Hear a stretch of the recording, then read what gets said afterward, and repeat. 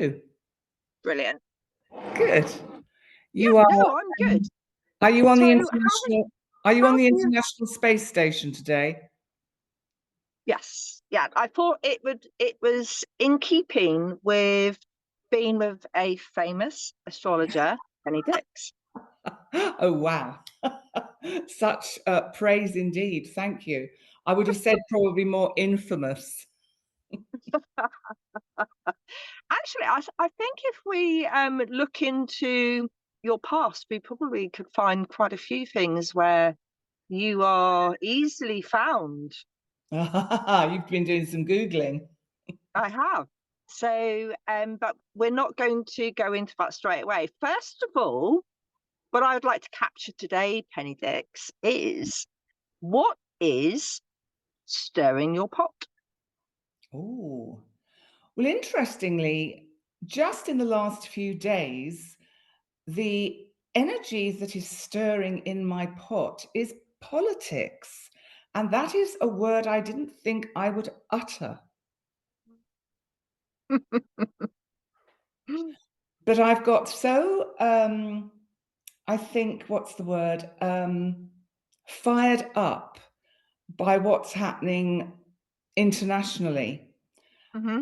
and the kind of sense of a sort of crescendo of energy of unfolding drama as the patriarchy of government is in its, I think, death throes of trying Yeah, to hold on to what is allegedly democracy.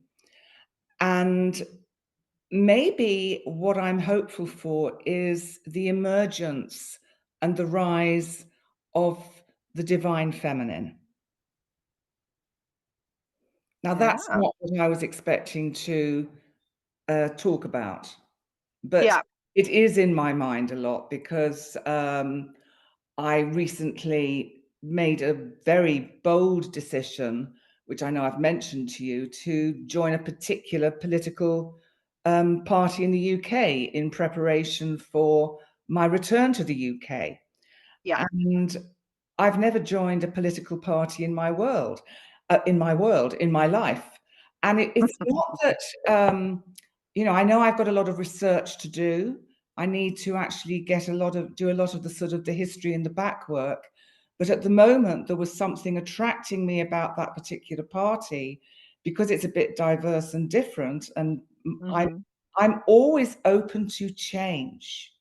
And I think Yes. that's one of the difficulties with the modern political kind of system is that a lot of the patriarchy are so rigidly stuck in their mindset and their kind of paradigms that it seems impossible to shift it.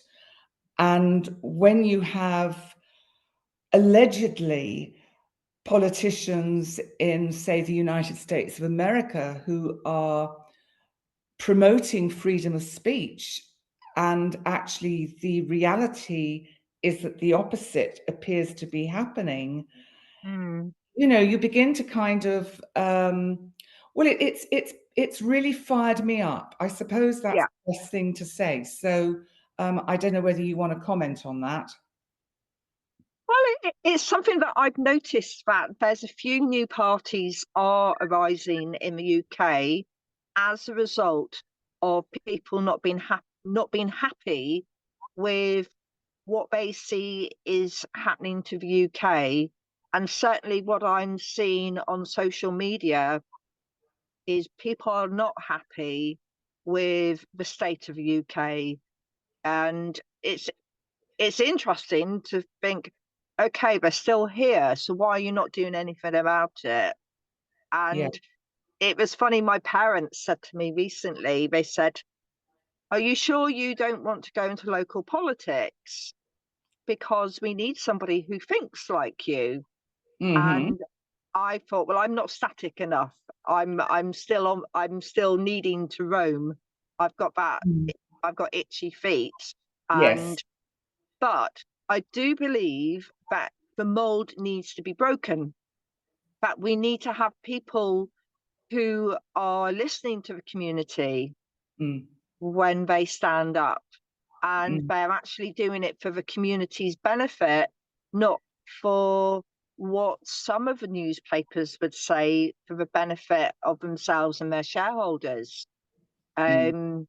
Because there's continual conspiracy theories, aren't there, about why do people go into politics.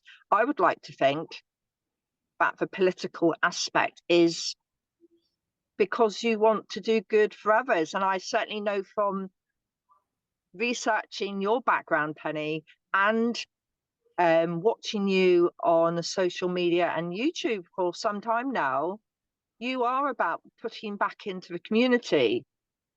And I hope you find, the right party that aligns with what you do already. And I think you do give service, and people, when they research you, will know that. Thank you. Yeah, and that's interesting. And I think that the point that you make about what is the motivator for people to go into, say, politics is an interesting one, because maybe a few years ago, for instance, maybe when I started my YouTube channel, because of my state or stage of personal self-development, it would have perhaps been coming from a slightly different angle, because there was a need for validation, for approval. And I seem to have worked through that and moved beyond it, which is wonderfully freeing, so that I've reached a point now where I'm not checking on the numbers and checking on the subscribers. Well, a little bit, but but I'm human. But Yeah. it's much more now about I have things, I have feelings and things to say which I feel could be empowering to others. If I can be empowering to, say, the United Kingdom through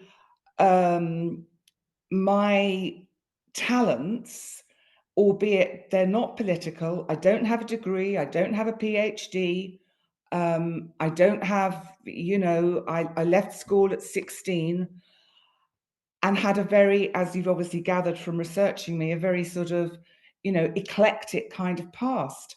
But I do feel I've reached a point in my life where I want to make a difference. So not just in the via my YouTube channel in self-empowerment for people's self-growth through the astrology, but I maybe because I have given myself the opportunity to gain a small profile, okay, I can utilize that now to actually be useful in the local communities, so that I'm also now thinking that when I do relocate to the United Kingdom, that I don't mind actually moving to an area where I would be of most service, because at the moment I've got a blank canvas.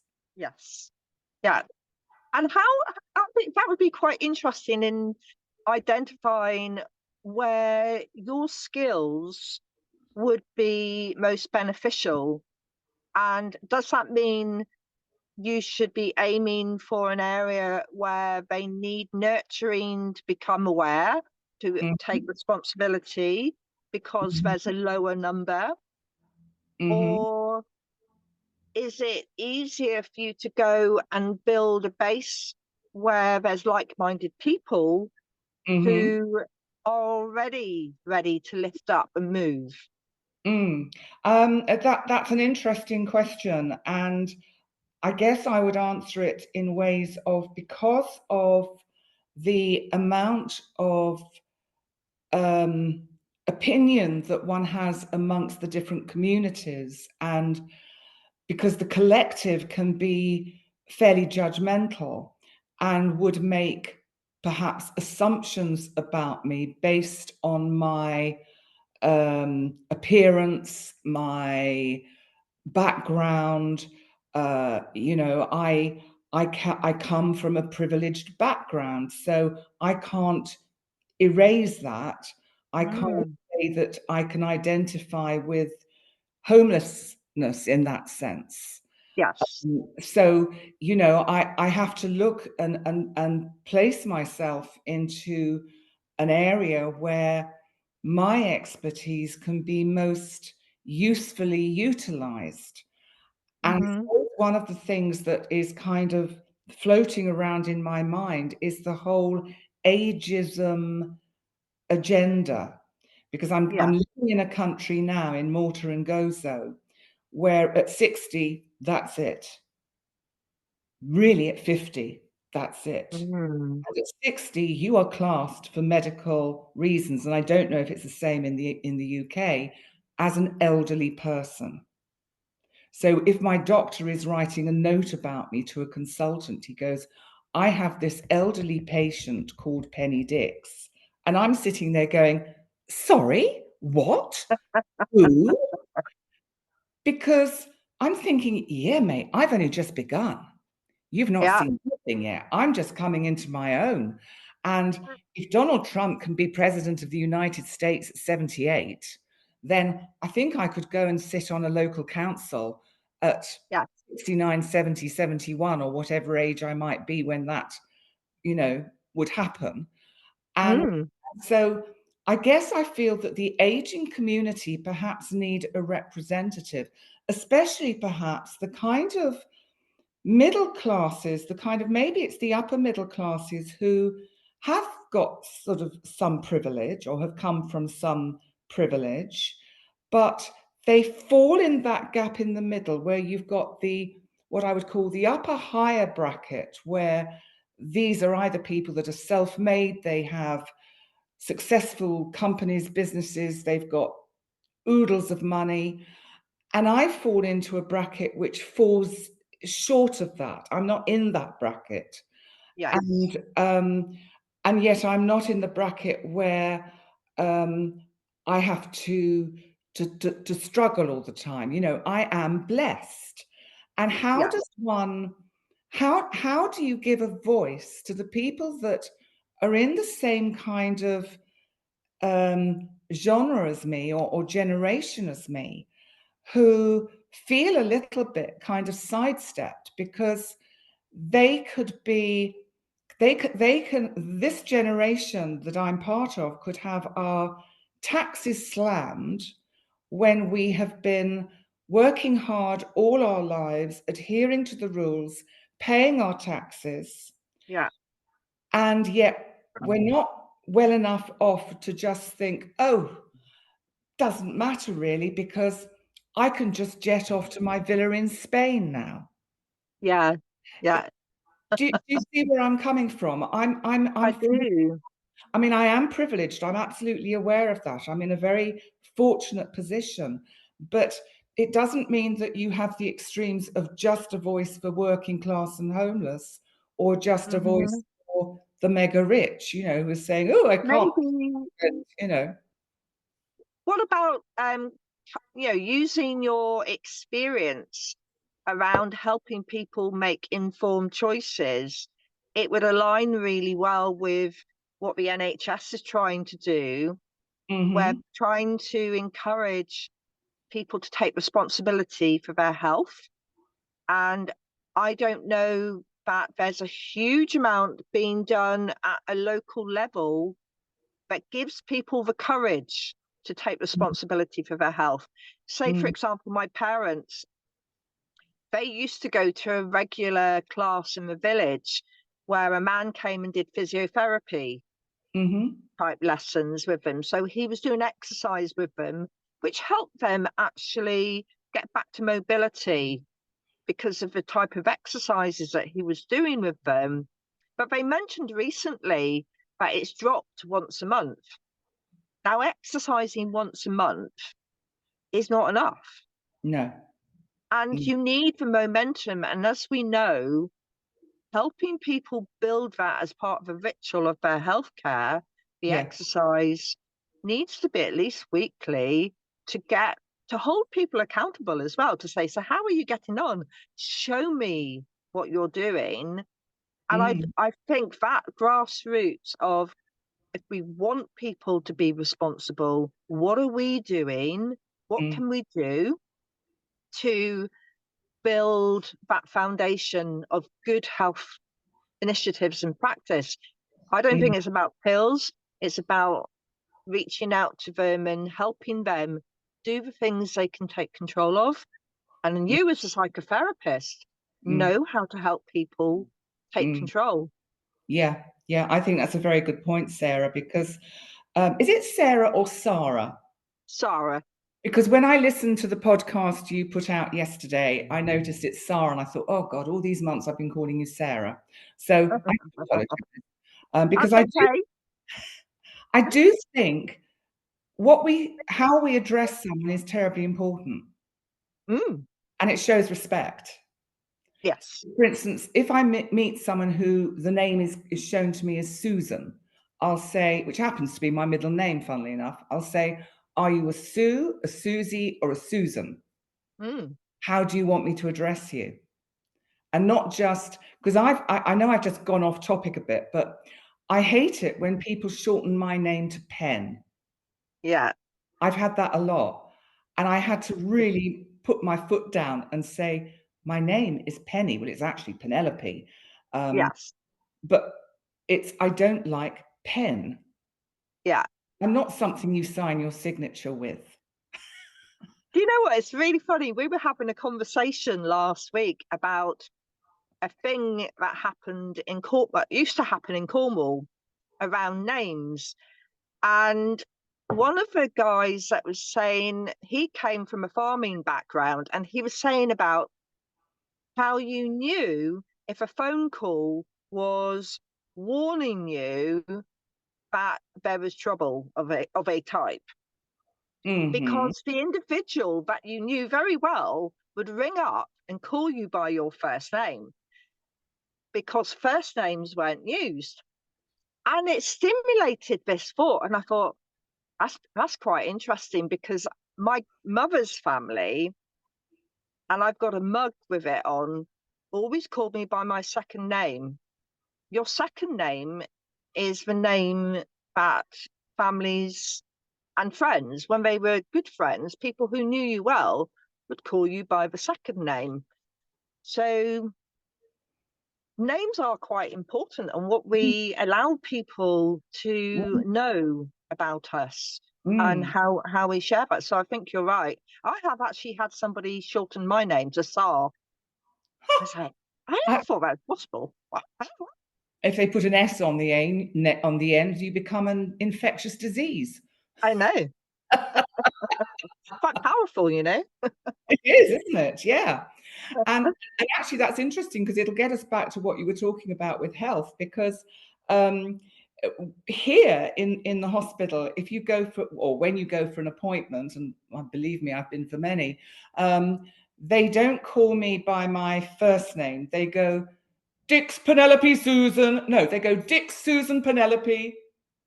And I'm going, or they just go, Susan.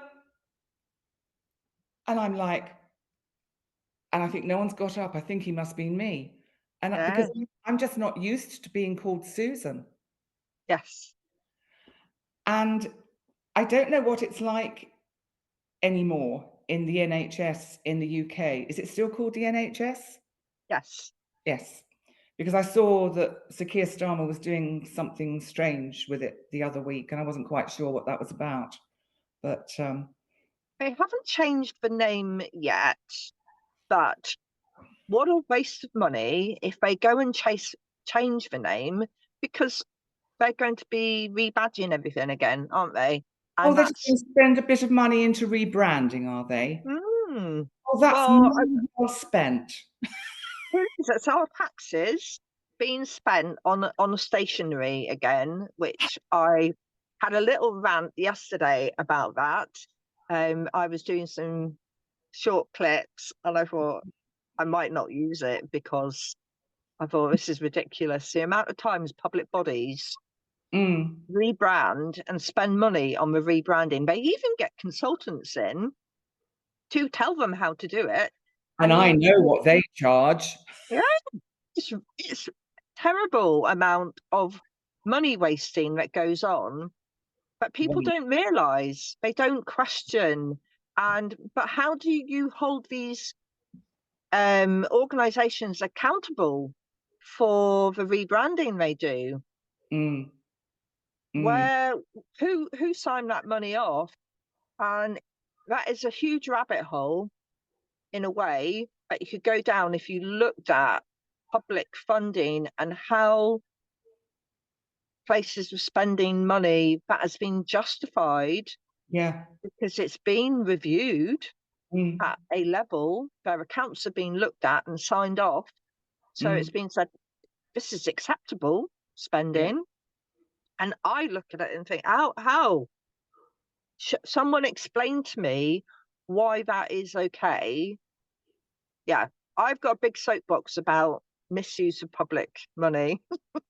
And it's probably a subject I will have to educate myself about if I'm hoping to go into a more kind of political setting.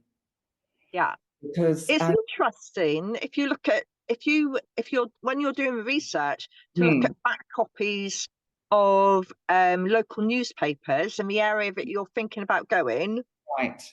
because it's not always true, but it'll give you an indicator of what people are irritated about. And certainly at the local level, what are they saying in the local groups? Are you able to go in any of the archives? Right, interesting. Okay. Yeah, to That's a get good that sort of flavour. Yeah, because it's the yeah. history of it, isn't it?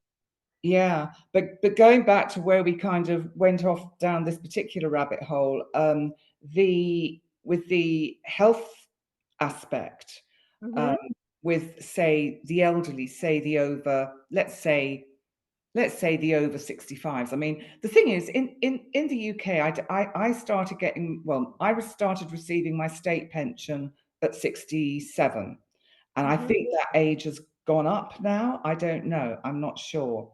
It Uh, will be going up for future generations, but at yes, the moment, I know that mine's 67 and I'm going to be 60 this year. right, So I'm still okay at the moment for the 67, right. but they do want people to continue working into their 70s.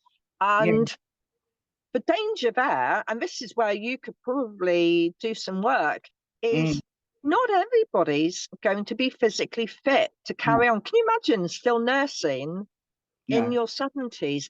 I know Mm, some nurses do because they never really stop, mm, but I I would not want to be lugging anybody else's physical weight around when I'm in my 70s.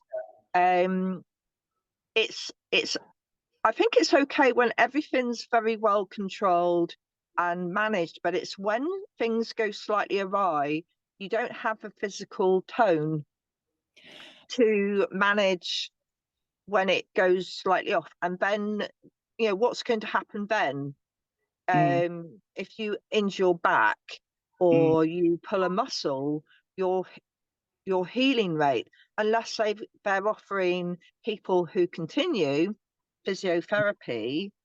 mm, And I think the lack of physiotherapy across the nation to mm, help people rehabilitate mm, properly is lacking. mm. Mm. Yeah, and I mean, I can really, kind of align with that because as a person who's going to be 70 in May, I have noticed, certainly in the last even just 3 years, my physical body is just less able. Hmm. And that is partly because obviously I've had some physical challenges and I have a partial kind of physical disability because I had major back surgery. I've now got to have shoulder surgery. They're all kind of linked in with each other. You can't kind of separate out. And these are one of the sort of the problems that happen as we get older. We've been around so much longer. We've had longer to have things go wrong with us.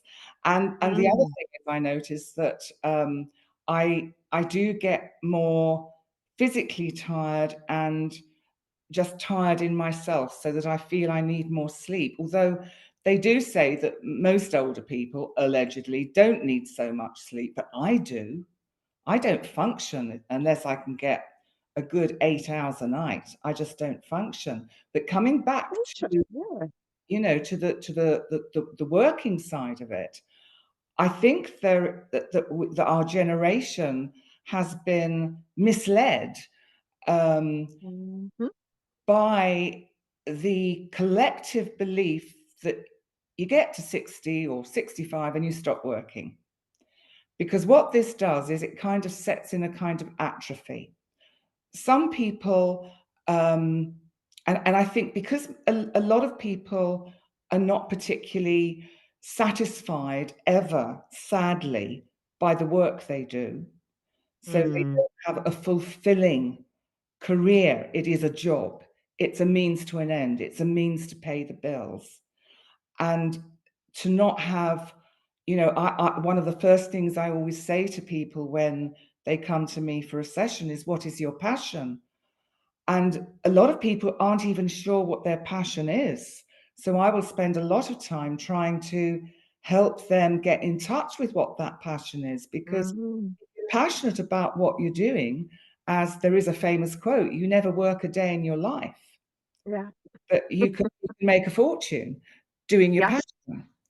Yeah. And I would like to encourage and perhaps somehow work with the older generations to encourage them to follow their passions and find that they can actually create an income from their passion, whether it's via doing something on social media or and I think the education of how we use social media has just got to be so upped. I mean, I'm self-taught and still my knowledge is very limited. And you know, but we will all get left behind. And I'm the generation of the sort of the 50s babies between 1950 and 1960, and we're going to get left behind if we don't, you know, sharpen up our acts. And it's no good being rigid and saying, oh no, I like to have my, you know, I like to go into the bank and get my money. You can't go against the flow of the tide. The tide has turned. It's not even turning, it's turned. Yeah. Know that high street banks are closing. And I know it's really hard for the older generations. And I'm not going to use that word elderly because I think it is so demeaning. It makes you feel like you're kind of, you know, you're falling into a kind of a pit of despair and I'm just going to wait to die. Yeah. And it's like one of the reasons that I want to leave Gozo, which is the small island off Malta, is because of the ageism here. And even though many people in the UK move here to retire, so to speak, I don't ever want to retire, but I'm having it projected onto me so that they kind of completely railroad the fact that I'm running a successful online business. It's kind of like, la, la, la, la, la, la. It's not in there. It just doesn't exist in their world. And so that I have these projections onto me from people of, well, you can get a nice carer living in your guest room and they'll be able to look after you. And of course, they can put you in the wheelchair and take you down in the lift and get you out into the fresh air. And I'm thinking, oh, no, don't even go there. And that was one of the main first motivators to leave these islands and return to the UK. I do not want that for my future. Yes. Yeah. It's depressing. It And is. it's what happens in many parts of the UK where people are put into their little boxes, literally waiting for the final box. Yeah. Yeah. I mean, and it's surprising how early people start segregating themselves if they're not active doing the things they enjoy. Mm. And so Yeah. there is, and then you get the problems with poor diet, overweight, diabetes, too much alcohol, too much smoking. And I think there must be a general kind of, and I don't know, I have no idea, and I don't need to be right, but there must be a general kind of envelope or cloud layer of depression that accompanies the kind of older generations of, is that it? What now? They've got their children, they've got their grandchildren, and I mean, I'm someone who hasn't had the normal kind of get married, have kids, you know, do a 9 to 5 job. It's just never been my life, and you know, I won't go into all of that now, but it's like I. You know, I think it's very difficult for people when they are categorized into, well, you're the granny now, so you have to look after the grandchildren.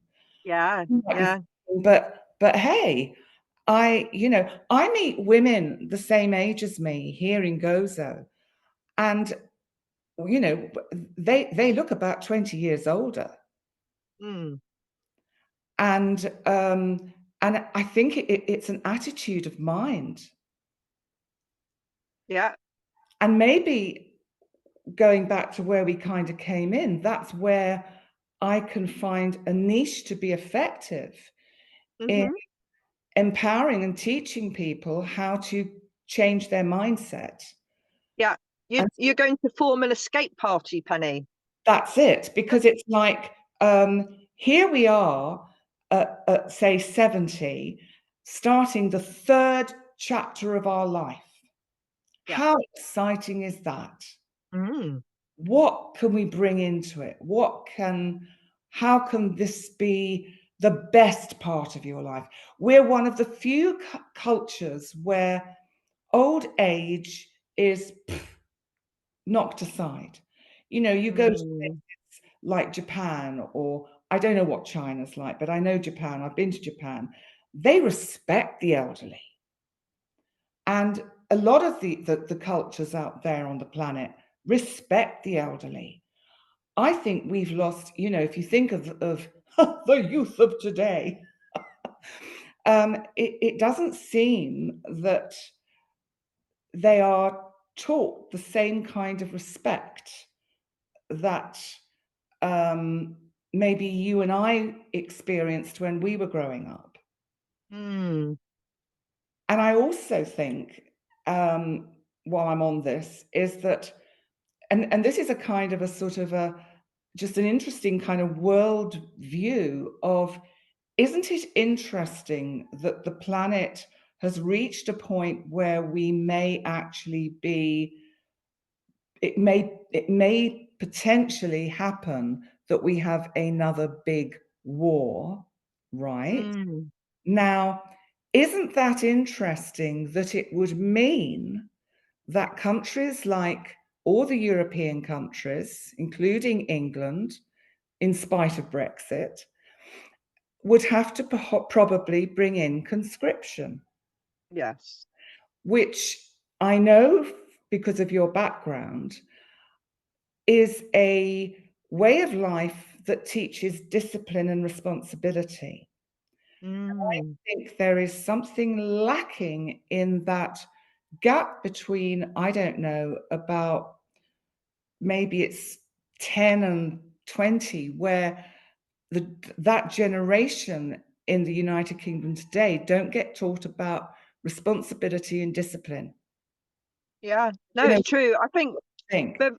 the only thing that I have noticed is because of there's a lot of changes happening, certainly within how the military do things, but a lot of their methods, when you look at them, I'm not saying they're right or wrong, they Mm, are built on the basic psychological reactions and how the human brain works.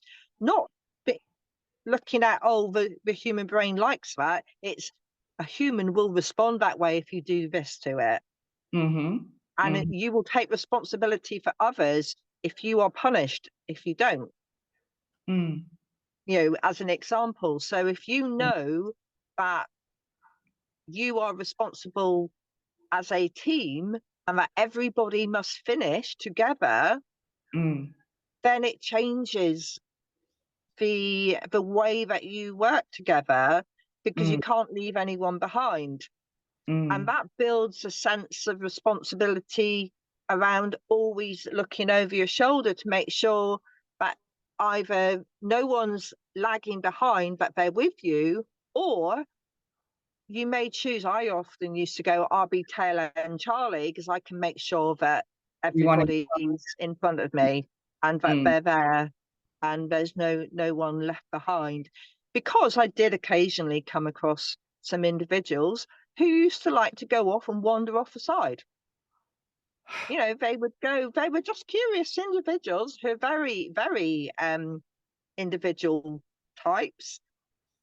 And you would sometimes go, what? And I suppose it's those sort of people that allow you to see how you can bring them in and ensure that we negotiate and still reach the end point together. And that's what we're trying to do with communities, isn't it? We say you can still be an individual, you can still be kind and respectful, but actually we also need to be responsible individuals in society and take ownership of our responsibility. A small example. Yesterday, I did one of these online orders for a local supermarket to bring some groceries. And because I've had the back surgery, because I've got a bad shoulder, I can't lift. And so I go down to the door of the building of the flat, and the guy bringing it arrives, and he just drops it on the step, gets in his car and drives off. And I'm left there thinking, now I've got to get it up these steps. I then get to get it up a few more steps, drag it. And I hadn't ordered too much, but specifically. But you would think that he would say, do you want me to take it to the lift for you, madam? No. No. Yeah, and some do, but it's really it is so variable now on how people are. And I've come across some very old souls in young bodies who are very responsible and compassionate. And I've then come across some people in my age range who take no responsibility for themselves or others, and you wonder how they're still alive. Yeah. Yeah. And, this may be because people are so unhappy with the way everything is everywhere, not just in Malta and Gozo, but in the United Kingdom, in Europe. And I know we're going to have a little pause in a minute, but I just want to tell you briefly, I read on the news yesterday that in France, they're going to start sending out leaflets to every household of your survival kit, what you need to prepare for in the event of a natural disaster, a man-made disaster, or the next war. What you need to make sure you've got permanently nearby. Yeah. So we're pulling on those old Cold War things, aren't we, again? Yeah. Ooh, the fear that's going to generate in some. Yeah, I think you've got a lot of work on your hands planning how we can allow people to not live in fear. That sounds sounds a good one, a good way to start. How to not live in fear, which is really interesting because I probably lived in fear most of my life. You do, though. When you're younger, you're always worried about getting in trouble, aren't you? I can't do this. Actually, I seem to swing because I think one part of me, that Virgo part, didn't want to get in trouble. But as you know, from my other naughty, I've got a naughty side, and the naughty side is like, I don't care. I'm going to do that because it's interesting. I want to see. I want to climb up that thing and have a look. I want to hang off that rope. I don't care if it's dangerous because you only live once. And to have this sustainability side and you only alive right now side, I'm always balancing the pair of them, and they do argue. So if we can help people come up with let's live in the moment, let's live in the now, I and agree. find ways. Agree. I think, yeah, it's Agree. very empowering. Mm.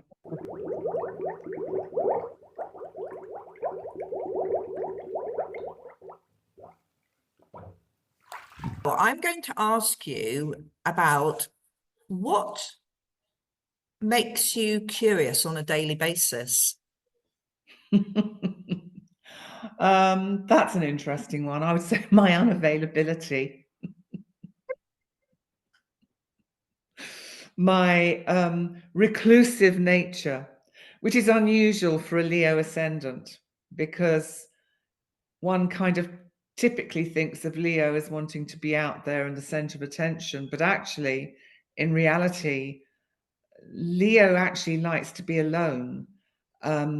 Its opposite sign is Aquarius, and Aquarius is very much about space and distance and having and not wanting people in one space. And so I only go out there, so to speak, when I need the validation. Yeah, no, that makes sense. And do you find that you need nature to help regenerate your energy? I think I do, but I haven't used it enough. And that's one of my motivating forces to return to the UK, is because it will be easier there to reconnect with nature. Whereas here, it's stone, it's rock, it's not that stone and rock don't have their own vibration and consciousness, but it's just I've moved beyond it. I've gained from the ground, the earth of Gozo, what as much as I can. Yeah. And the extremes of temperature here, which are basically in the winter damp and cold, and it's still, you can see I'm all bundled up in a sweater, and summer where you're 40 degrees centigrade, I can't do that anymore. Yeah. Because basically I live indoors all the time, because I need either the heating or the air conditioning. When I was younger, it was easier. Yes. Yeah, it is easier because the body regulates easier. But Yeah.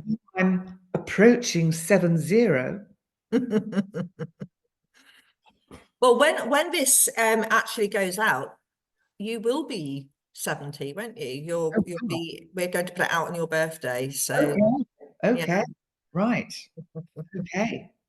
So hopefully we will get some nice birthday congratulations on being in your 7th decade. I know, that's like, wow, that's a very long time. It is, isn't it? When you think about age, and I'm often curious about why is it that the older we get, the more we realise we don't know. Yeah, very much so. I think also there's a humility that usually comes with aging because of that, because the more we age or the older we get, the more we realize we don't know. So Yeah. that brings in that, you know, when we're young, we think we know it all, and we don't. And going back to when we were young, can you remember any moments of childhood where you were curious about something? What sort of things would make you want to go, oh, what is that? Well, the first image that comes into my head is the book my parents bought me when I was probably 5 or 6, which was about the solar system.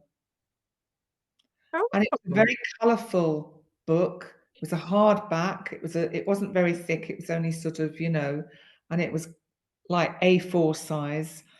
And I just used to spend hours going through it and learning the names of all the planets, how far away from Earth they were, the order they were in. And I remember thinking that And it's interesting because, of course, back then there was this kind of belief and scientific and lack of scientific evidence that there were only 9 planets in our solar system, when in fact actually there are hundreds in our solar system because of all the dwarf planets. Yes. So, and they weren't discovered till very recently, and along with the asteroid belt and various other cosmic objects like the Chiron and the centaurs. So it's interesting when you think back, and I think, well, yes, gosh, even at that age, I was fascinated about the universe. And did you have a favorite planet?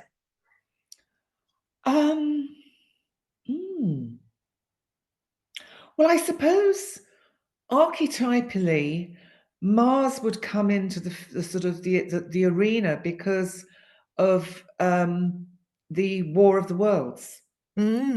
So there was always this kind of collective belief of Martians and life on Mars, and so that kind of resonated. I do use that word "kind of" a lot, don't I? Or that phrase, but it somehow helps to expand or round off what one is saying. Because a comment on one of my video channels was, one of my videos on the channel was about, you say "kind of" a lot. That's interesting, isn't it? How some people feel the need to correct others or point out. And is that, I wonder if that's a Virgo tendency. I wonder if they're Virgo rising. Could be. And this person is always coming in with sort of little kind of But I love your channel, but I don't like it when you talk psychology, and I don't like it when you give the word for the day, and I don't like it when I think, is there anything you do like? Have you asked them what their birth sign is? No, I haven't. I think I've frightened them away, actually. I would be interested to know whether they're a young Virgo, because it is a tendency, isn't it, with Virgo rising to spot things and to see those patterns and go, that's not, oh, you've done that 20 times. Yes, it's pedantic. Yeah, very much so. And you, as you get older, you stop, you realize you're annoying people. Yes. Well, I'm annoying this particular person anyway. Well, I realised that because I would notice things, and I think when I was younger, and I'm sure my dad would probably agree with this, is that I would point out what I'd observed because it was the truth, it was a fact, but people don't always like the truth and facts. And as a child, my filter was very much designed by the Victorian bit about it's okay if it's the truth to say. But people don't they don't necessarily like that. And I've noticed that abilities always come through, and it comes in really useful when I'm doing paperwork, noticeably looking for faults. I can find them quite easily, and I can spot trends.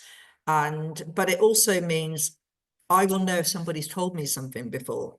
You see, I don't have much active Virgo in my chart, so I skim things. I just kind of that'll do kind of attitude, which is probably more the Leo ascendant than the Taurus sun, because I just kind of go, oh, that will do. Yeah, they look about right.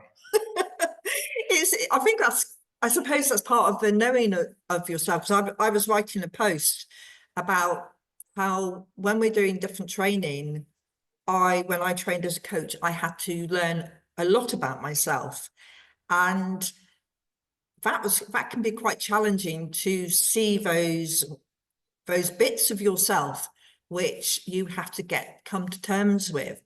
And I remember you mentioned on the channel that you went into psychotherapy, but you had to have a lot of psychotherapy yourself.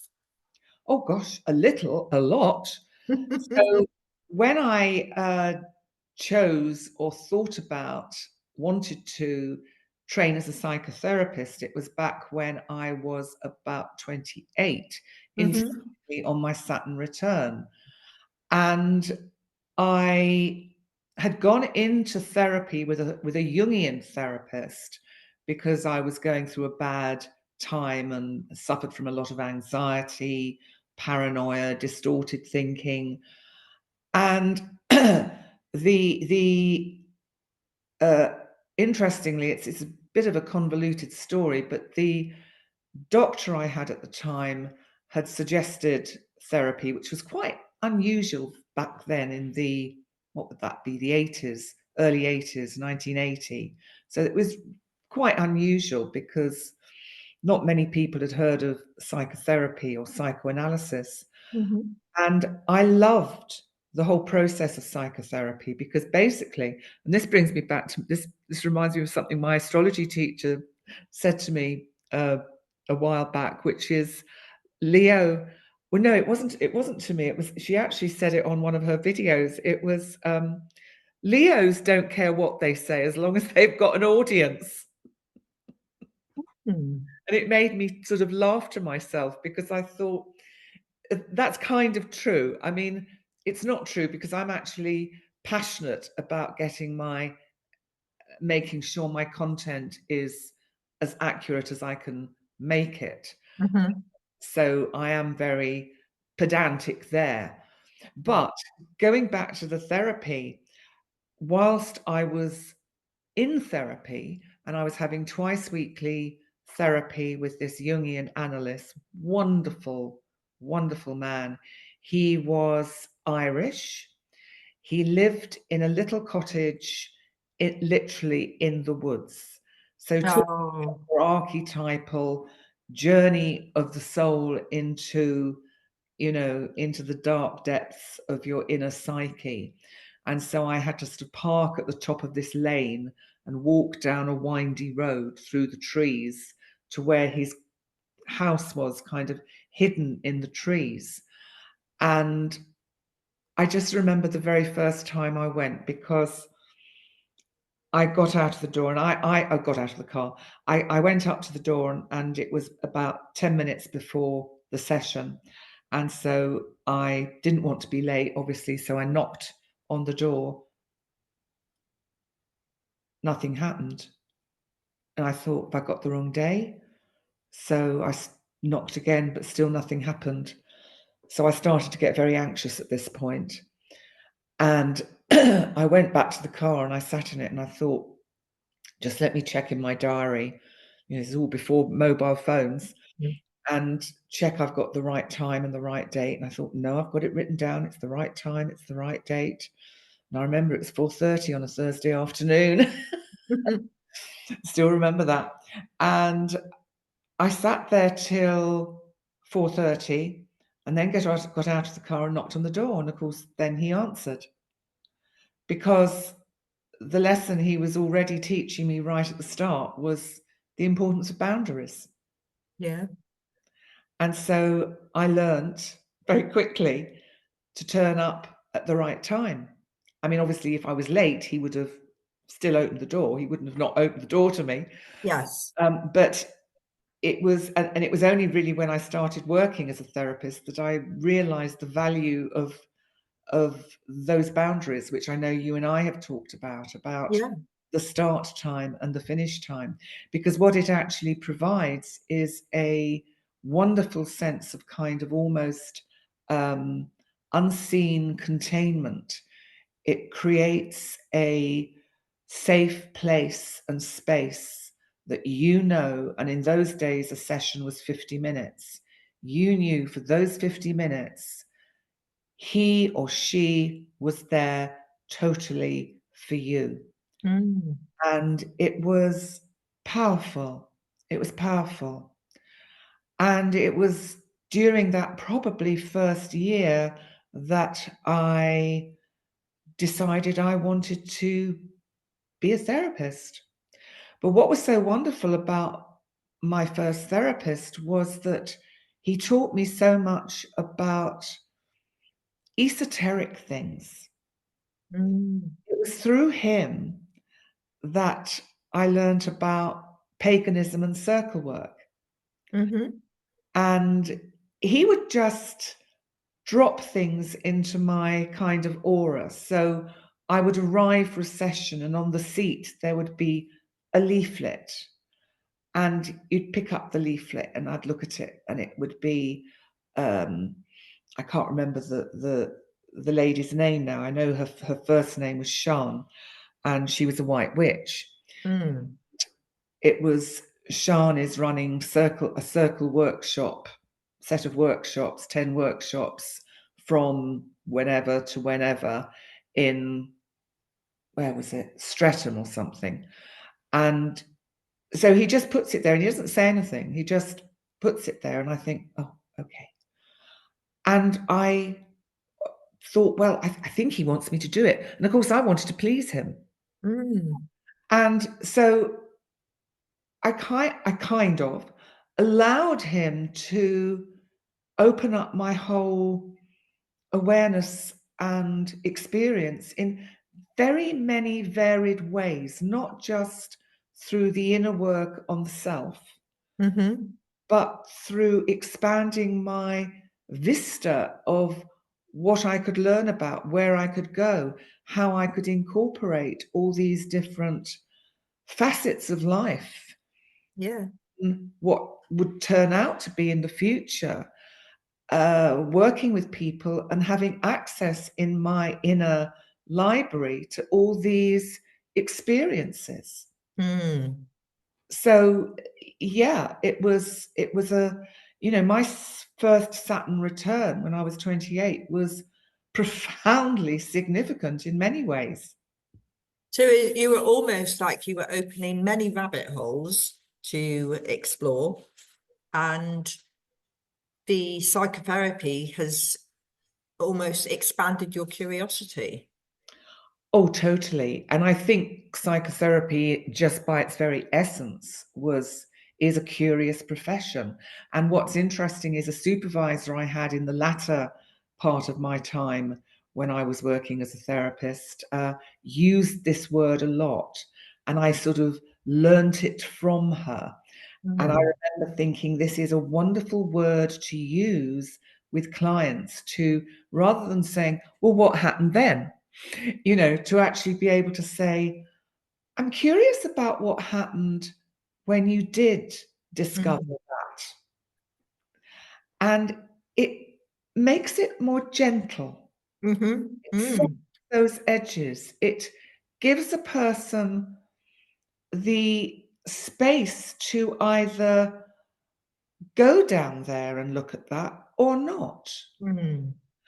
And the other thing I remember, or one of the other things I remember learning from a therapist, a subsequent therapist when I was in training, was to say things like, I don't have to be right, but I wonder if. And that freedom that gives, to say, I don't have to be right, but I wonder if. And so I use that a lot, quite automatically now, because even in my astrology videos, I will say, I don't have to be right, but my sense is from this energy that di-da, di-da, di-da.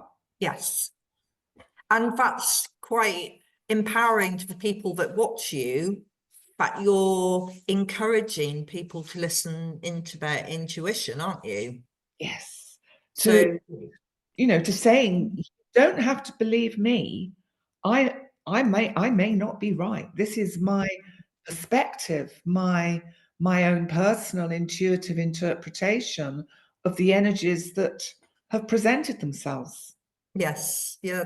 No, I know what you mean, because I remember on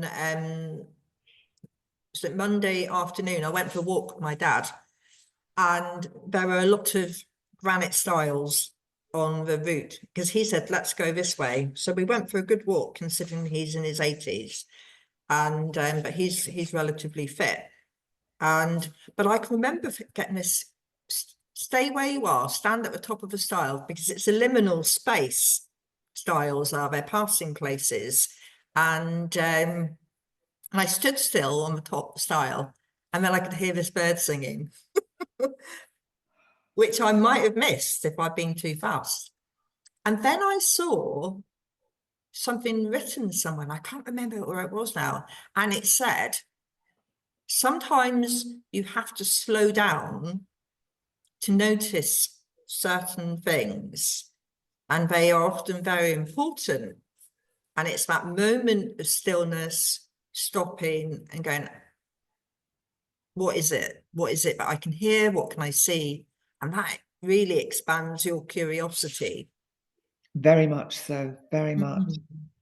And we live in such a fast-paced world, a little bit like before we came on, and I'm saying I'm so angry because my internet is probably not going to be available tomorrow, and I've got to rearrange all these clients, and I can't, risk that it will come on early because then I let a client down, rather than seeing it as a gift from the universe, or maybe that it's better that I don't see those clients on tomorrow, and that maybe actually for everyone concerned, the rearranged time will be better, and that the stillness and the silence that I will have tomorrow, well, first of all, it will give me plenty of space and time to record some videos, and it will just it's funny, isn't it? Because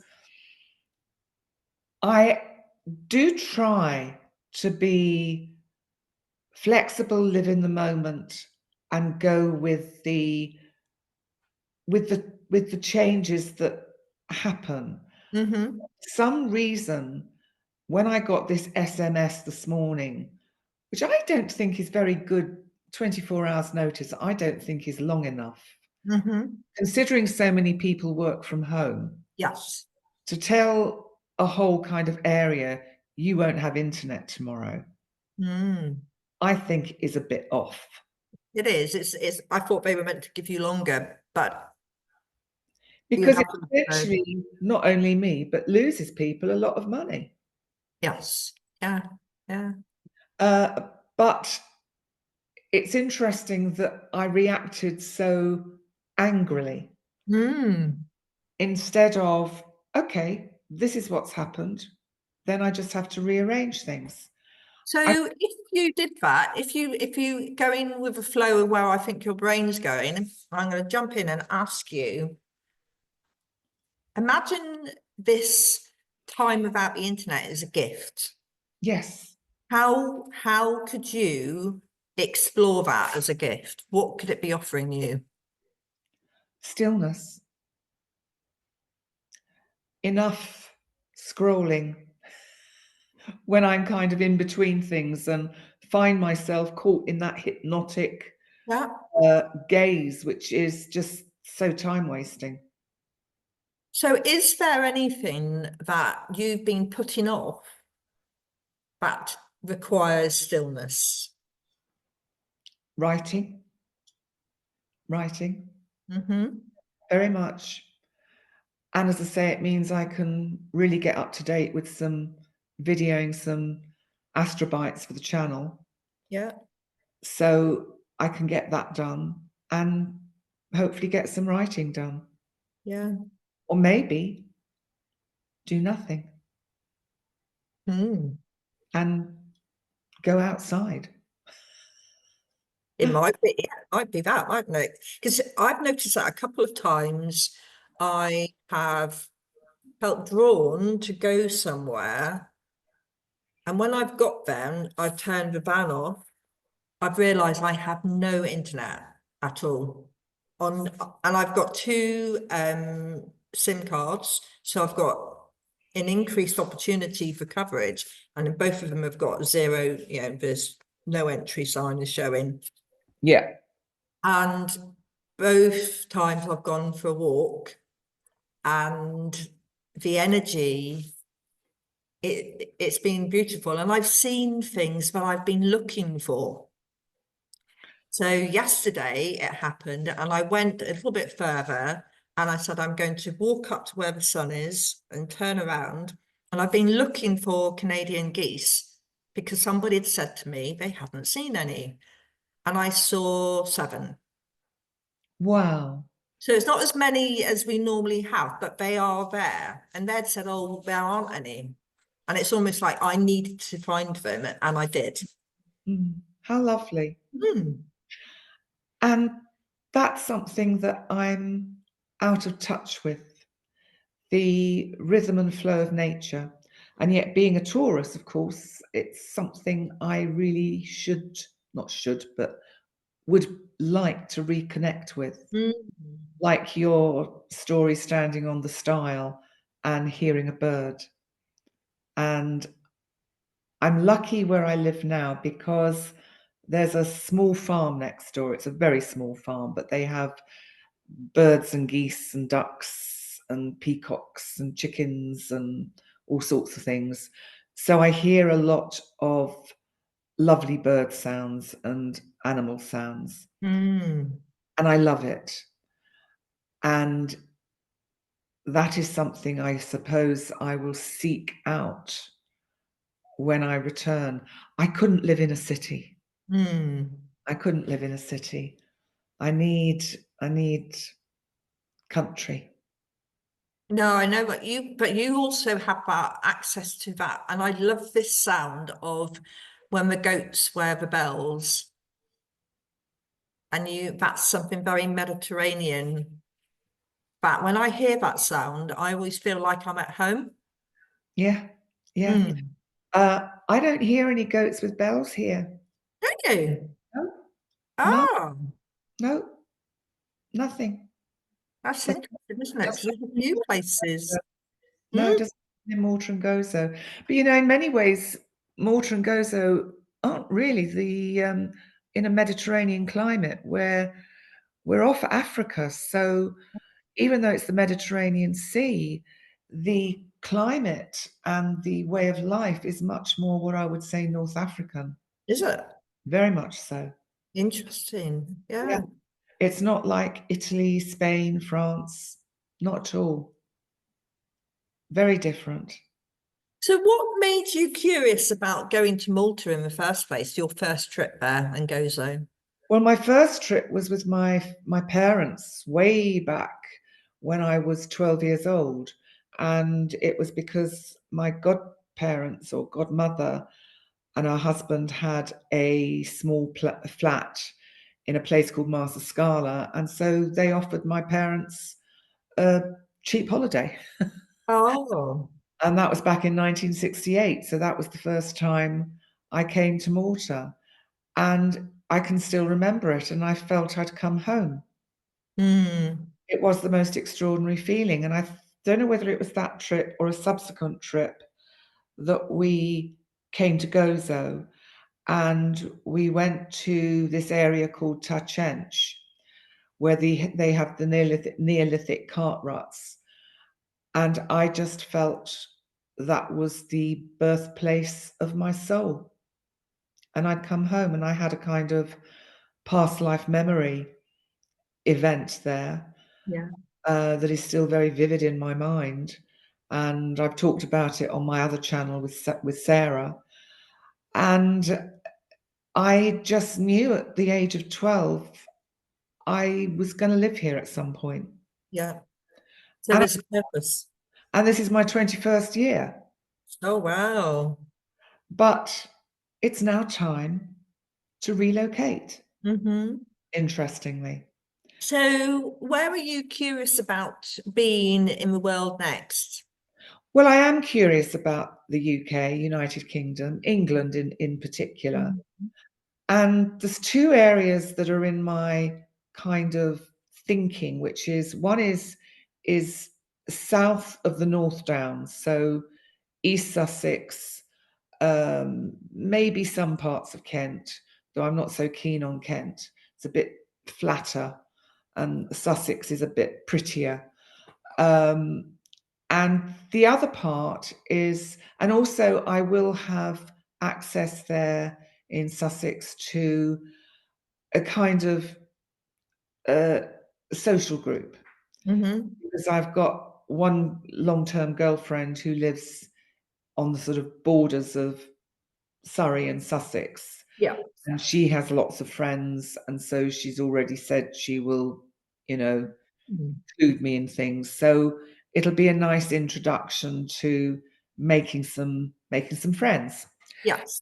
And the other area that I'm curious about is the Newmarket, Ely, Cambridge area, because my long-term friend who sadly died last year, Sally, she lived up there. And so through her and through her partner who still lives up there, I would also have access to a kind of friend network. So, you know, I think it's quite important to at least have some contacts. Yes. And also, of course, because I'll be looking to buy a small property, I'll probably get more for my money in Newmarket, Cambridgeshire, Suffolk, that area. Yeah. But I don't know. I don't know. I'm open to all possibilities at the moment. That's an area where I'm not too fixed on. I'm just kind of. I just don't think I can ever say those words again. So are you, so for you, when you're looking at when your intuition's calling in, you're going, it's people first in community that you need. And is that because as a psychotherapist, you're always curious about your interactions with other people?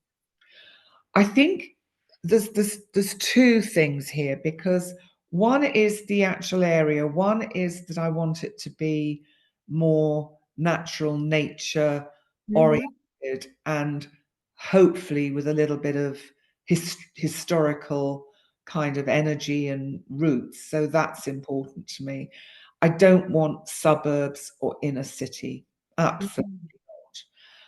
Secondly, from the community point of view, I guess I've run short in Gozo of a community, because a lot of the people that I was friendly with have either moved away or died, or just COVID really broke things up here. It really did change things tremendously, so that it just blew everything apart. And it's never really recovered, because I think everyone here has got lazy because of suddenly, you know, up until COVID, we didn't have online deliveries. Supermarkets didn't deliver. You didn't get takeaway deliveries. And now that's all people do. They stay at home and order takeaway. Yeah. And obviously for me at the moment, it's brilliant on one level, because with the mobility issues that I have, then having groceries delivered is perfect. Yes. But at the same time, I'm not meeting anyone. Yeah. And supermarkets are meant to be one of the places that we meet and interact with others. Yes, although I can't say it's happened much for me here. It's Not funny, isn't it? Because there was a whole thing, wasn't there, a while back? I believe it was in one of the journals where they said that if you wanted to meet someone of the opposite sex, that you go into the supermarket was the most likely place to meet somebody outside of the workplace, because obviously working with others was the number one place to meet the person you might date, and then the supermarket. And I always thought, oh, that's a load of nonsense. But I remember years ago, I was in a supermarket in Tesco's in Aldershot with a friend. And it was quite funny because we were walking along, and she was very tall, statuesque, absolutely beautiful girl. And I always felt like I was in her shadow whenever we went, especially when it came to men. Well, this man came up to me and gave me a piece of paper and it had his telephone number on it. Wow. Hey, whoa, you I know. pulled. So it was quite surprising because I was really taken aback that Yeah. somebody had done that. So people do Mm. obviously look out in a You supermarket. called him. Mm. You did. And Well, it's a bit hazy. I think we did meet for a drink, but I don't think we were looking for the same things at the time, if you know what I mean. yeah, yeah. So I'm always, yeah, I remember having a discussion with a male friend of mine, and he said, you give off this attitude of, he said, unattainable. He said, so men will go after you if they've got nothing to lose. Yeah, yeah. I Good. went, okay, so we have to be quite brave. And I thought, well, I don't do it consciously. I said, I've normally got my brain thinking about what book or food, because food is always quite high in my brain, thinking what my next meal will be. And I do think about food a lot. Mm-hmm. So Mm-hmm. yeah, it's quite I find that quite interesting.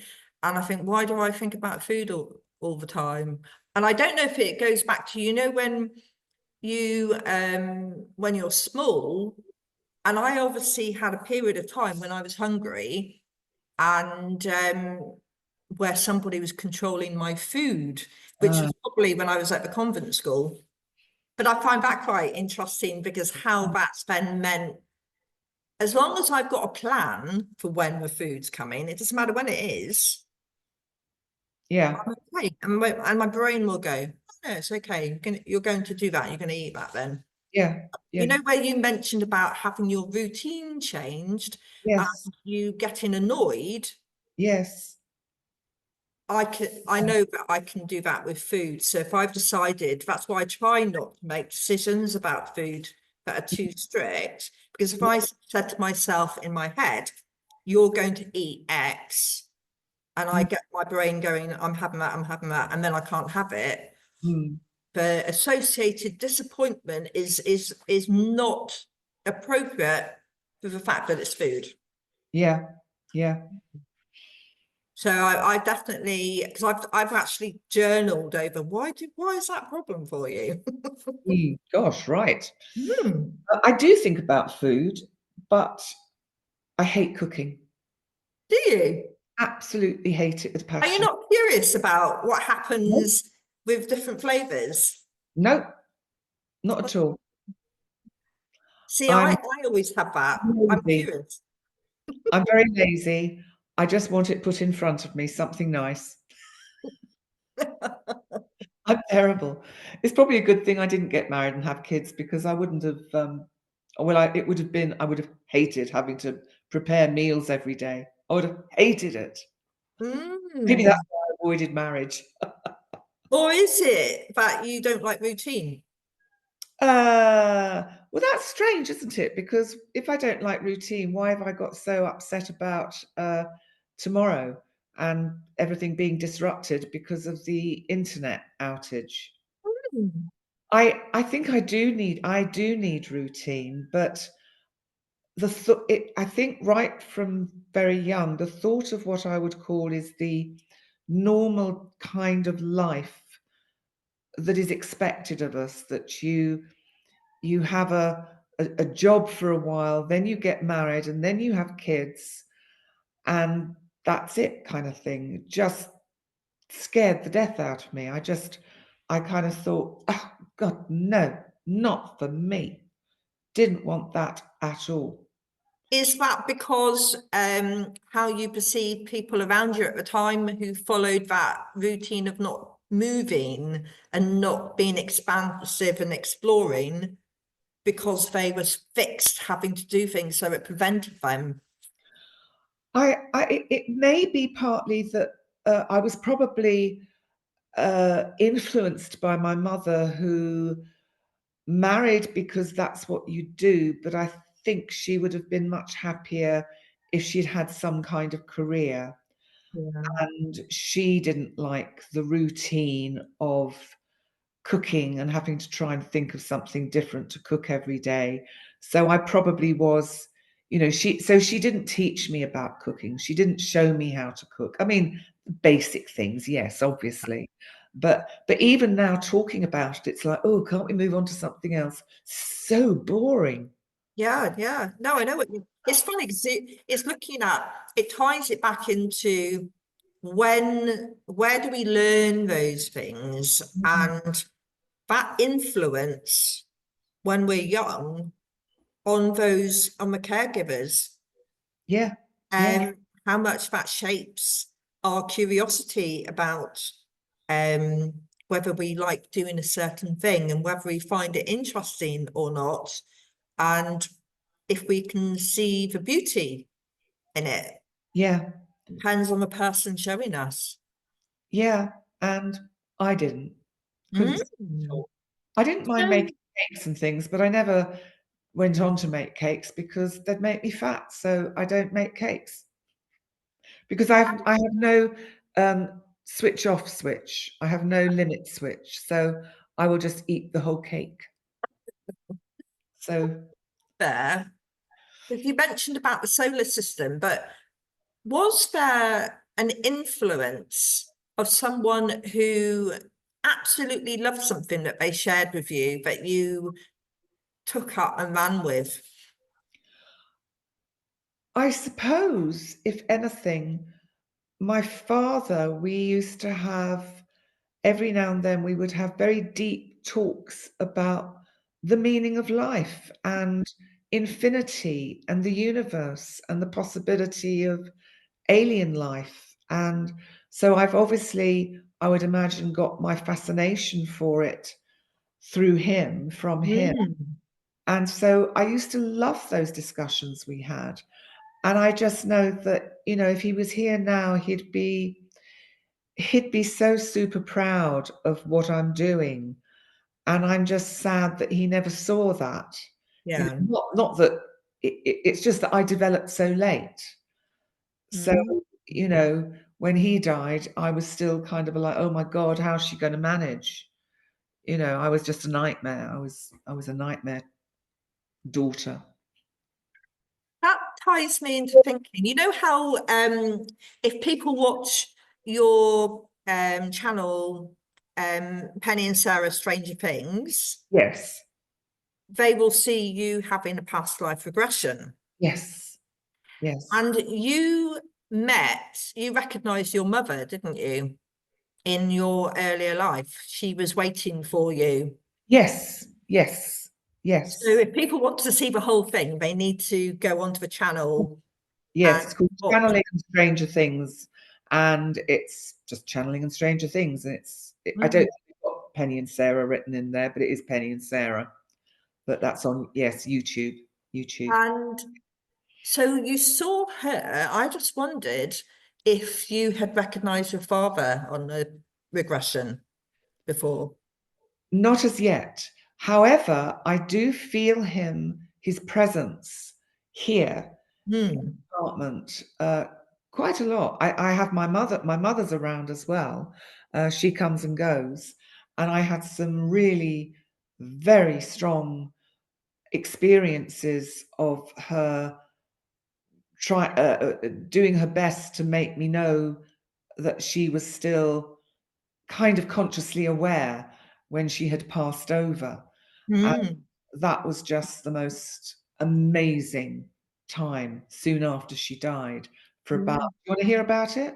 Yes, I think so. Well, I think it'd be really helpful for people because I've noticed that sometimes there's been incidences where people communicate at the time of death with someone, and which other people say doesn't happen. And then there seems to be a time period where they believe that as the souls cross over, they're clearing, going through a resettlement period, and then they communicate again. So when did your mum communicate with you? Okay, so I would say she started communicating with me round about 3 weeks after she passed, and we'd had conversations about it before she died. She died when she was 89, and so and she was here with me in Gozo because I was her full-time carer for 16 years. And what happened was, one morning I woke up to the feeling of 2 hands on my thigh pushing me, shoving me up the bed with such force that this arm flew out and hit the wall behind me. And I just was like, WTF? What was that? Yeah.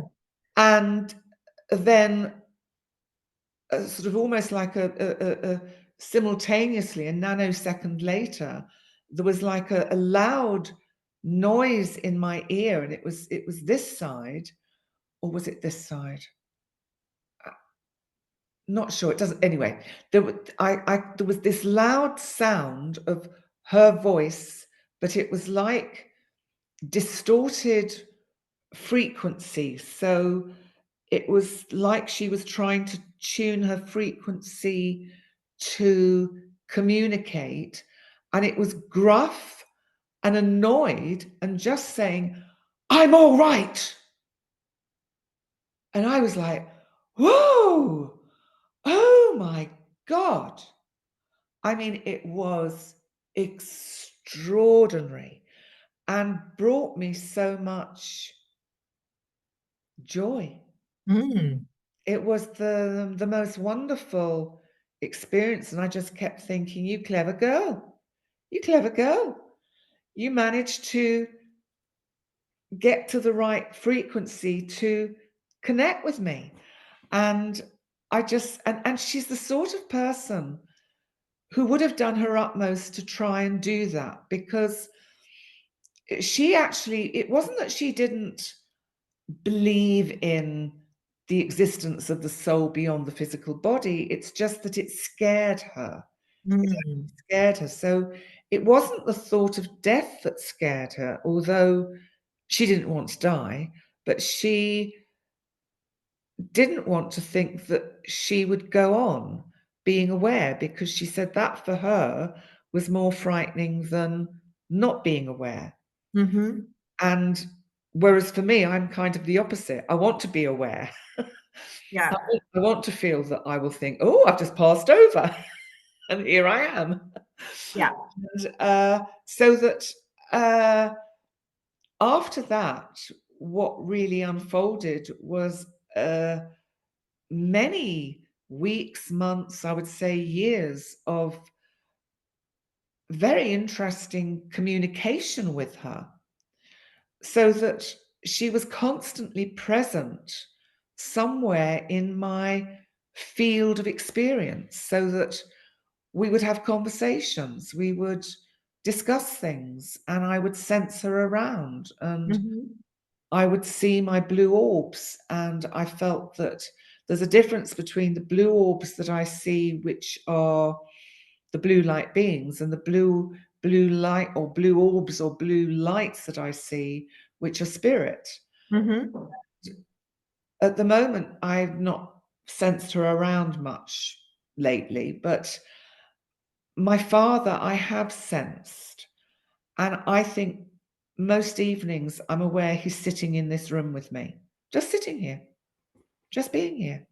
Do you think he's come because you're going through a transition period where you're planning to move? Maybe, but he's been coming, visiting me here for, well, all the time I've been here, I would say, which is 7 years in this particular apartment, 8 years this year it will be. So I would say he likes it there. He likes it. He would have loved this apartment. He would have, because it's full of light. And, that's one of the things I think will be hard to find in the UK, to find a property with lots of light. Not that we get much light in the UK. Grey days. Yeah. Although I suppose you can get some houses where the design works, Yes. and you know, Yes. I saw someone had along the by Maris Iron in Cornwall. I was walking along the coastal path, and Yeah. they had put a greenhouse in their garden, and they were using it as a room. They had sofa, and there was a tea table and a chair, some Lovely. lovely plants. And I thought that's a brilliant idea. Yeah. Nice idea. Perfect for spring. Thinking, you know, I'd like to get something like a, I don't know, end of terrace, cottagey type place. I'm not worried about stairs because at the moment I can still do stairs, and why should I prepare for something that may not happen? You know, like all flat ground. You know, so I want to get a catio for my cats, Mm. to have an outside area, because I'm not going to let them out. I can't. Mm. Too worried about them. And when George went missing, that was just the most horrendous experience. They'll be fine. They'll love a catio. As long as they can see things and smell the birds, smell the trees and the grass and look at things. Yeah, yeah. And you can get some quite nice styled catios, can't you? Which give them an element of freedom. Yes, exactly. So that's the plan. That's the plan. Yeah. Oh, that's really good. So going on to what makes you curious about the future that meant that you created a new channel, because you've had the Penny Dix where you talk about astrology. You've got your astrology channel, Astrology by Penny Dix, and yeah. then you decided, no, I'm going to join forces with Sara Smith. Yes. Tell me about that. So what made you do that? Well, Sarah is, by her own admission, very shy in the sense that she's not a public person. She does not seek public affirmation or recognition in any, or validation. It's just not where she is. She's a very self-contained lady. But because she has this connection with Blue Man, who has been with her since she was a small child, and basically Blue Man had made her aware that he wanted to go public, that he had information that he wanted to impart through her. And I said, well, the best way for us to do that is to start a YouTube channel. And she said, good God, I can't do that. I'm not going on. I can't. I'm ugly. I'm this, I'm that, you know, the way people go. I can't have anyone seeing me. And so I had to sort of, you know, spend a bit of time suggesting that we could actually make this work. And we decided, first of all, it was just going to be channeling. It was just channeling by Penny and Sarah. And then we realized that we wanted to include everything else. So we wanted to look at all sorts of curious phenomena.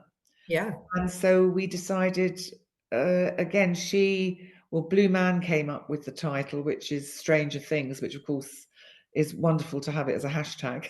Yes. Considering the television show or the series, the Netflix. Oh, I don't know whether it's Netflix. I can't remember. Netflix, yes. Yeah. And so it's channeling and Stranger Things. But it's so funny because we have one person who follows us, who I think every single video she says, but I want to see channeling. Why aren't you doing channeling? And it's a bit like the person that keeps saying to me, you know, but you keep saying whatever it was I keep saying, and you keep doing this and you keep doing that, and you just think, I don't like the psychology. And I just think, you know, because we did a whole video about the nature of channeling and what channeling is, because really we're all channeling all of the time. And you know, you don't have to go into some kind of altered state of consciousness to channel. That's more trance mediumship, which is Yes. a very different kettle of fish from pure channeling. And so we did this one where I was just kind of saying, what does she want to see? Zog from Zog. Yeah. I is feeling that. I suppose it's almost like, you know, when in Victorian times, when people would go to a medium session and they would all be round there, which Yes, is why they got pulled in, because they thought the lampshades would yes, and that the light would change, which was why people were so easily duped yes, yes, into believing these things, because what the medium did, or the person pretending to be a medium would do, was feed their expectations, yeah, making the table tremble. And I love some of the stuff that they created because it's really clever. yeah. Oh gosh, The techniques that they utilized, yes, and so it took an incredible mind to create some of the things. It's a shame that they were doing it to fleece people for their money. exactly, But exactly. you wonder, don't you? Because they sometimes say if you can take that curious, incredible mind and Yeah, put it to good use, it's capturing them early enough and saying, right, how could we use those skills? Which is why sometimes when they turned a poacher into the gamekeeper, yeah, they're exceptionally good at yeah, what they're doing because they know all the tricks. But exactly. yeah, but it's funny because I wonder if, because you're a successful YouTuber, you will have that percentage, won't you? I think so. And I think there's lots of reasons, and people are, I don't know, maybe trying to catch you out or just kind of just undermine you. Hmm. Maybe it's an envy and a jealousy, and maybe it's also a lack of understanding and knowledge. So, not to be critical of some of these people, but that they don't really understand the concept of what, say, channeling actually represents. Because Hmm. if you think of someone like Esther Hicks, who channels Abraham and the sort of collection of spiritual entities that come through him, um, yes, her voice does change a bit, but um, it doesn't.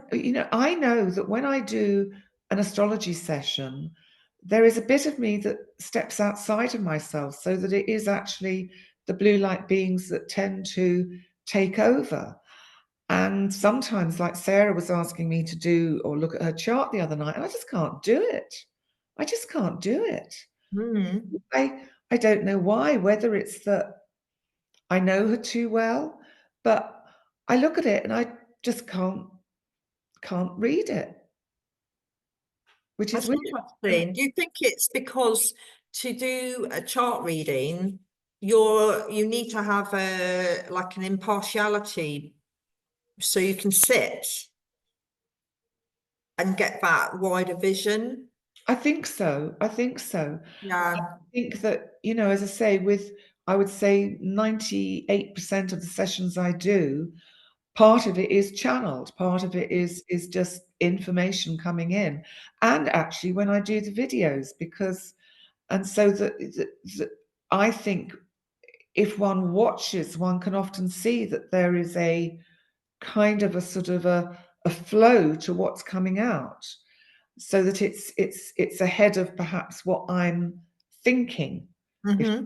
in pace, not in all, so that channeling comes in very many forms.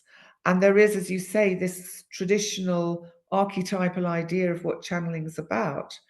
And actually, what they're getting that confused with is the old Victorian idea of trance mediumship or transfiguration, where Yes. people take on the physical look of the deceased person.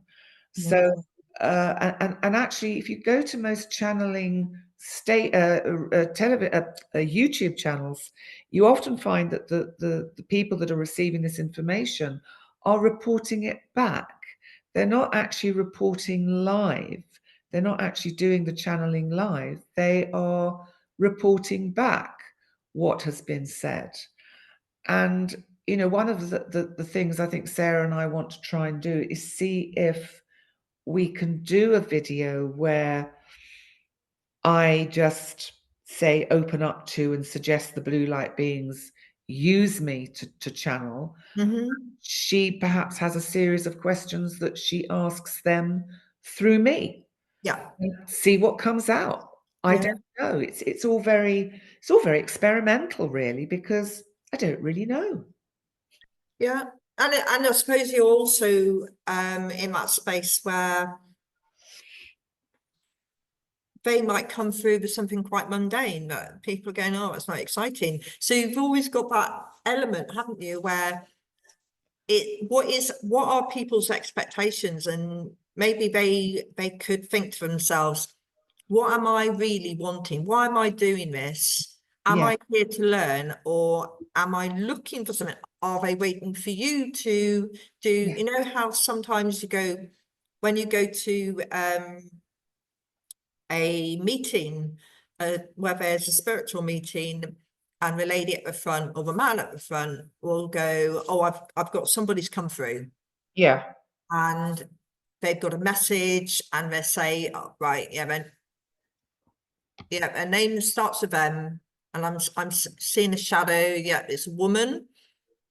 Has anybody got a relative whose name starts with M? You can see, and they do this thing, and people will put their hands up and engage that because they're expecting a message for themselves, or they want a message for themselves. Exactly. And I've been to a couple, and I found it really fascinating, because as the lady at the front, and I felt a spiritual energy come through. So I felt, oh, and I knew who it was. Yeah. It was my godmother. And I thought, of all the people who would come through, she was the one who always was quite open-minded. She's a very glamorous lady. She'd spent time living in India. And I had a real sense it was her. And she shared some information which I passed on to my aunt, her daughter. And she said, thank you. She said, I needed to hear that. Yes, That exactly. information came through. And I wouldn't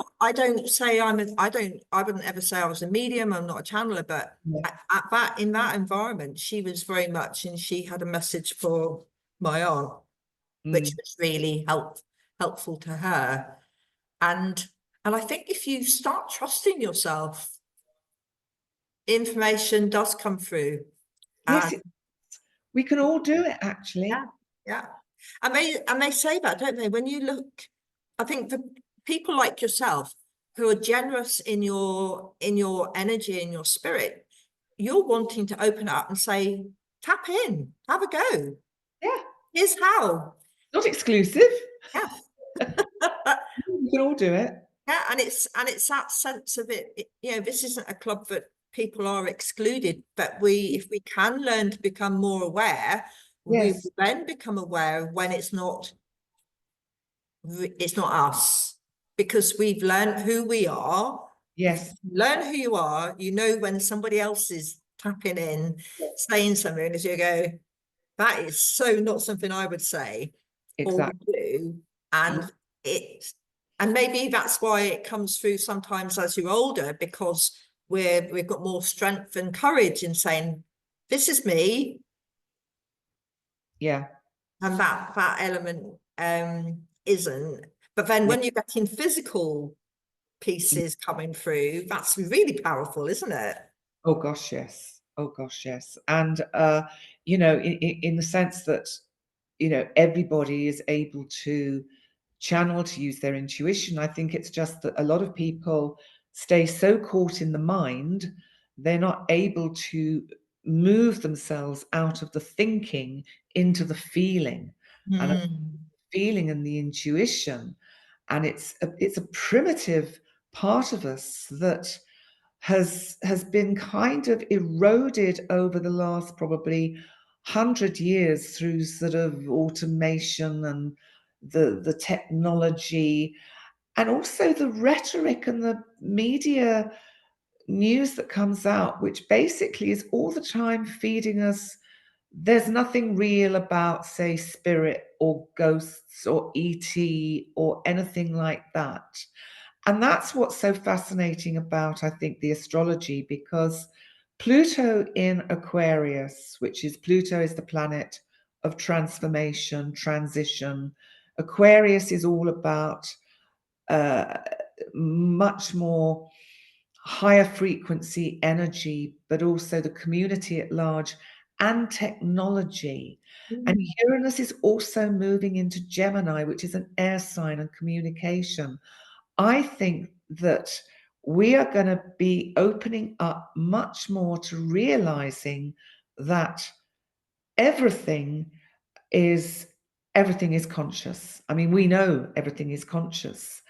And I think that is going to become more of the, we've got to let go of the old kind of scientific paradigm, which is you see it, feel it, touch it, that's it. If you can't see it, hear it, feel it, touch it, smell it, it's not real. And I think this is going to shift. I mean, there's a biologist called Rupert Sheldrake, whom I met back in the 80s because his wife used to run a series of workshops. Her name's Jill Peirce, and she ran a series of workshops called Inner Sound. I think they were called Inner Sound, but she did overtone chanting, and they were just amazing. It was a very interesting time.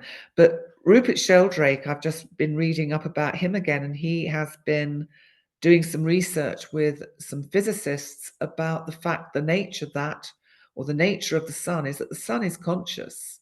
It has a consciousness, that actually the whole of the universe is conscious, which makes perfect sense to me, that it is that we are actually inhabiting a giant consciousness, and we're all interconnected, and the space itself, so the space between my hands, is teeming with atoms and neutrons and particles and consciousness. And we're just all part of it. It comes back to where we came in about cutting through a table. Yes. You have to know that it's actually not solid, and you can just be on the other side of it. You can be through it. You can be down there. That is, I suspect that human awareness, understanding, and consciousness is going to grow and change dramatically over the next 20 or 30 years. Problem?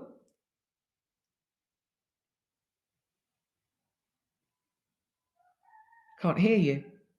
I muted for a moment. That was bizarre. So whatever you were saying then about the consciousness of everything, set the dog barking, which I think spiritually is a confirmation that what you were saying was True. very much true. Because I looked outside to see if there was anything there, and there wasn't anything there. But he was very much so. You were ramping something up then. Woo. Wow. Wow. I could feel the energy change. It was very Wow. Wow. my hair standing on end. Wow. Fabulous. Love it. And I think that's one of the interesting things, isn't it? When we talk about energy and how we feel the difference. So if we look at it scientifically, it's linked to our autonomic nervous system, and you can see how it taps into that part of the brain that then flows through. And I remember on one occasion, I thought, how do I create an analogy for how it feels for me?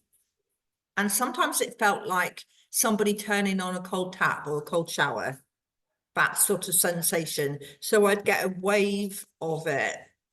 But it took years before I met somebody who helped me, who actually said to me, let's do this so you know exactly what is happening. So you're asking, step in, and you know when you've got Yes. that sensation. Yes. And something as simple as that, which you'd think, flipping heck, Sarah, I've done enough education. You'd think I would have worked out that I need to turn the power on. I need to switch it on and say, open Yeah. the door, hello, come in. You just And ask. then I know what you look like, or I know what you feel like. Yeah. And have you ever I had a bizarre experience once. We were doing some journeying and I met this spirit, and he wasn't, I would say he wasn't in the necessarily had 100%. I felt he was quite a trickster, this real sense of bit of naughtiness about him. And I had a really strong smell of whiskey. Have you ever had a strong smell meeting?